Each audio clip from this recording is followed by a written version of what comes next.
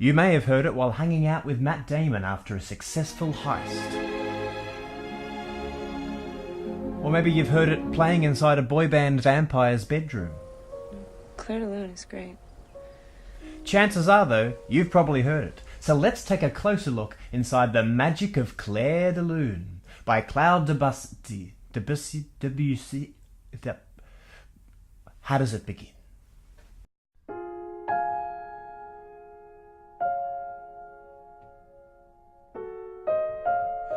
We are introduced to some shapes.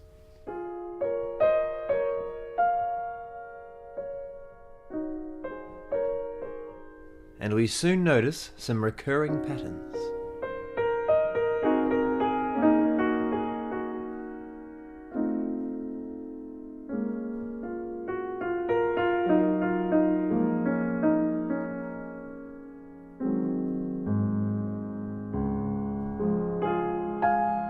Now, this feels like the real start of things, doesn't it?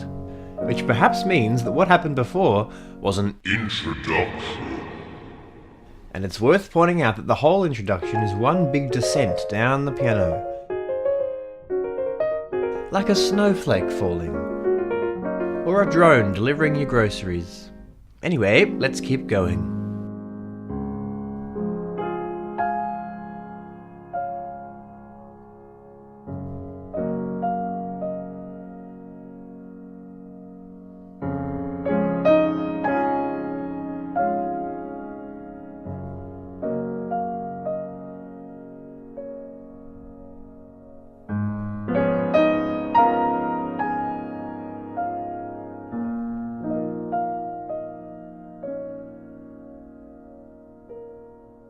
I think that was our first theme, and it would seem that it mostly used variations of the same shapes we encountered in the introduction. Maybe the intro was like a prophecy, or a vision of what was to come.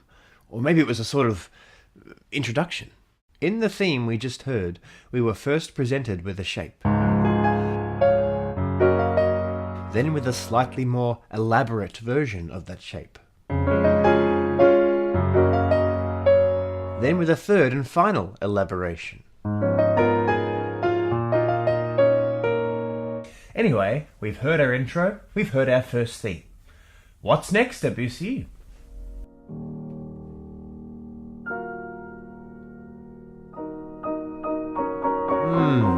That's a bit different, a bit passionate.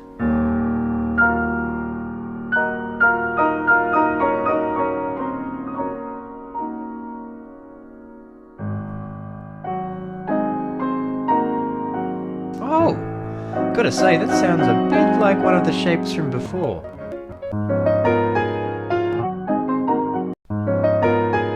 Yeah, see, I told you. Debussy then decides he wants to make this shape a bit taller.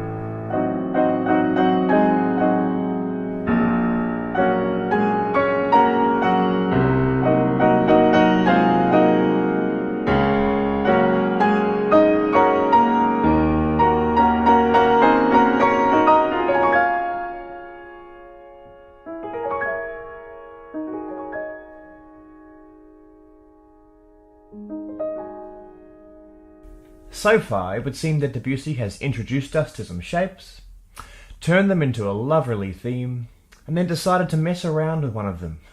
I wonder what he has in store for us next.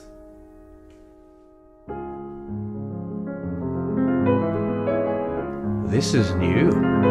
Let's call it the second theme. It seems to be made up of a combo of this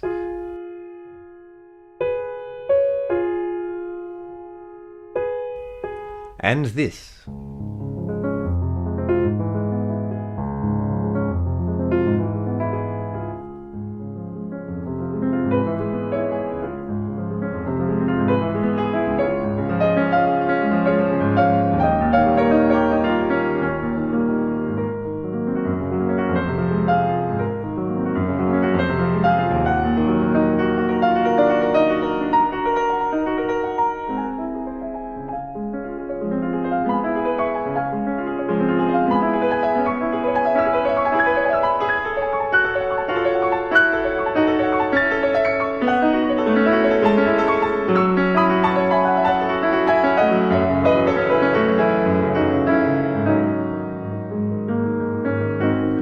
still working with the second theme, isn't he? We still have this. And this. But now there's a new element, this.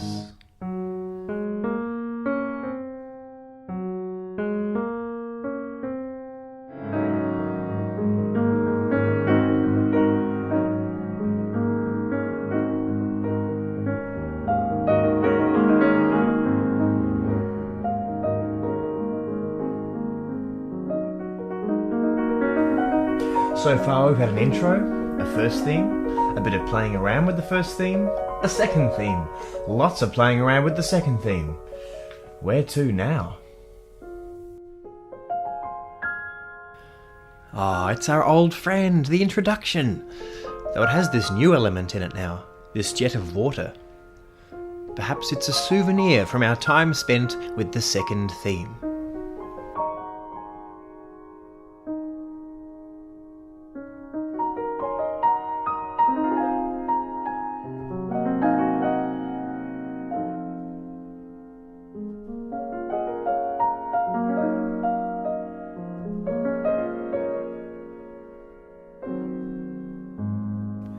And our first theme returns, now with a sense of finality.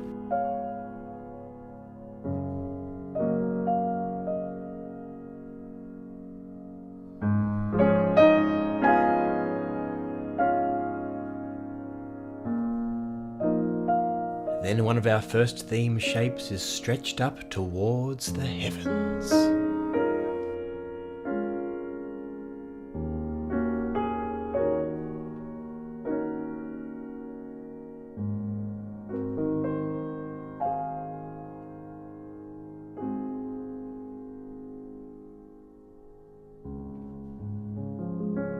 Oh, and a call back to our second theme as well, although it doesn't sound like it's ready to launch away again, does it? In fact, it sounds like it's getting ready for bed.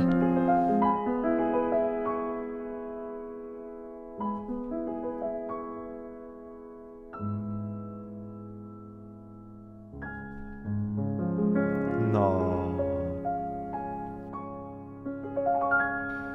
So, all in all, we've had an intro, which was like a distant vision of what was to come. The first theme. Playing around with a bit of the first theme. The second theme. Lots of playing around with the second theme.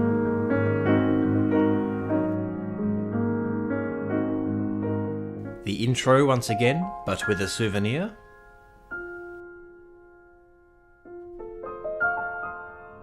The first theme reaching towards the end. And the second theme getting ready for bed.